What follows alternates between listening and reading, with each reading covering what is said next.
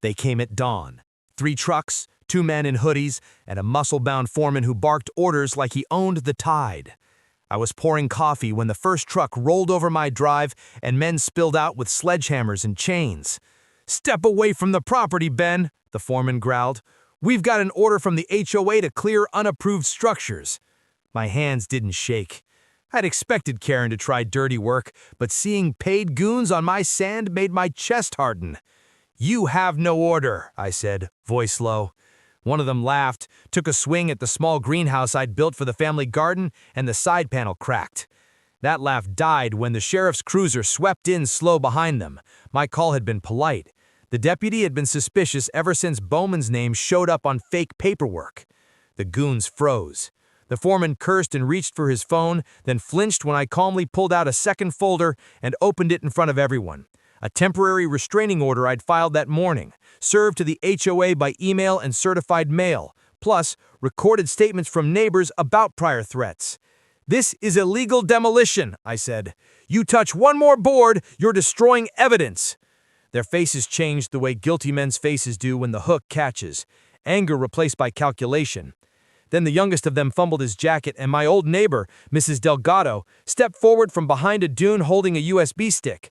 "He recorded your boss," she said quietly, handing it to the sheriff. "She admitted paying these men." The foreman looked at Karen's truck idling up the road, and a new wave of panic hit him. Karen had underestimated how many eyes were watching. As deputies started taking statements, one of the goons tried to shove past the tape. The deputy hauled him back and said, "You'll be charged if you go near that property." The foreman spat bloodless words, "You'll pay for this." But his threat fell flat under the weight of legal papers and camera feeds. I let the wind take his words and smiled at the deputy. "You can't bulldoze a man's life into the sea," I said. "Not while the law and the people are watching." The viral line, "You don't demolish a home on someone else's watch," hung in the air as Karen's car pulled away, sirens following her like a verdict.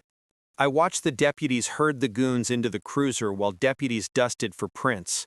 But the thing in the sand kept pulling at my mind, the rusted hatch with the faded military mark. I walked down with Mrs. Delgado and the sheriff trailing behind, heart thudding. "If that thing's old ordnance," the deputy muttered, "we need the feds." I felt the chill, then something else, calm. "Call them," I said, and the deputy blinked like he hadn't expected me to speak so sure. Mrs. Delgado handed me the little USB she'd found, videos of Karen admitting payments, and I tucked it in my pocket. As we worked, a black SUV rolled up slow.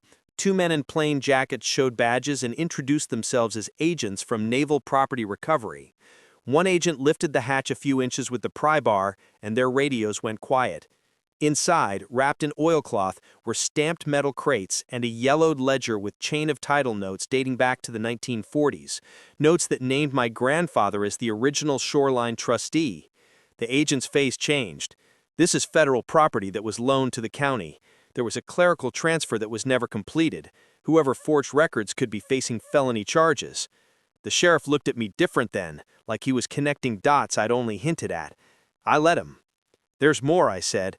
And for the first time I told the whole truth out loud, about my time in the reserves, about surveying coastal titles for the Navy, about the sealed land patent my family kept but never used, about why I'd come back to this cabin.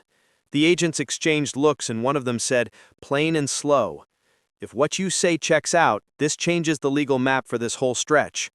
Karen, watching from her car, suddenly seemed small. She walked up, shoulders hunched, voice thin. "You can't—" She started.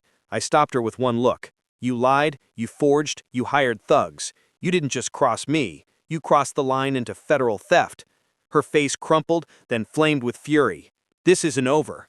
I felt the old anger rise, but the tide had turned. I tapped my phone and sent the USB to the agent.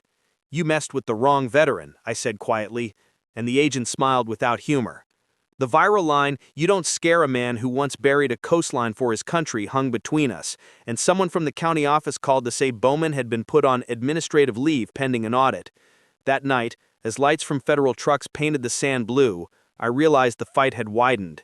This wasn't just about my fence anymore.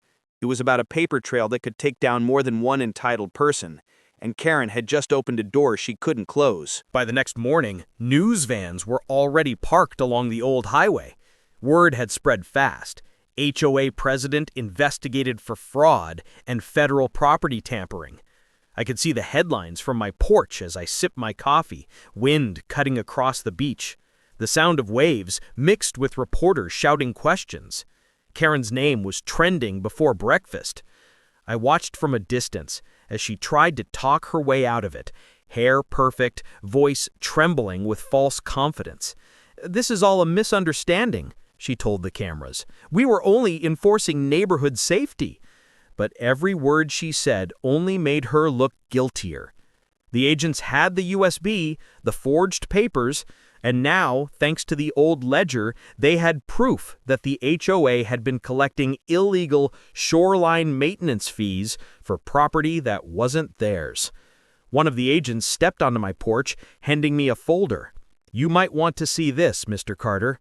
Turns out your grandfather never just owned this land, he leased part of it to the government for coastal protection. That makes you the lawful heir and trustee. The HOA's been charging people rent for your land for years." I stared at the papers, the weight of it sinking in. So all this time, they were stealing from me.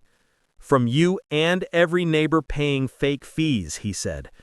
I looked down the coast where the fence line met the dunes. Families were out there now, watching Karen argue with deputies, realization dawning on them that she'd conned them too. One older man shouted, "You made us pay for years, Karen." Another yelled, "You said this was community property." "It was! I was protecting us!" But no one believed her anymore. The sheriff approached me quietly. "Ben, what do you want to do with the land? You could press charges, or you could let the system handle it." I thought for a moment. I'd had my revenge, sure, but it wasn't about payback anymore. It was about truth. "Let the law take her," I said finally, "but make sure every family gets refunded what she took." He nodded. "That's fair." Karen saw me then, eyes red, face hard. "You ruined me," she hissed. I met her stare. "No, you did that yourself." For once, she didn't have an answer. The deputies led her toward the cruiser, as the crowd whispered and cameras clicked. I turned back toward the cabin, wind tugging at my shirt.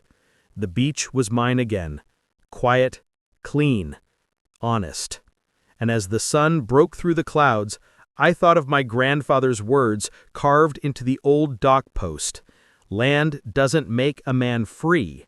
Protecting it does." I smiled. The fight was over. Justice had done its work. And somewhere out there, another Karen just learned. Some fences don't come down.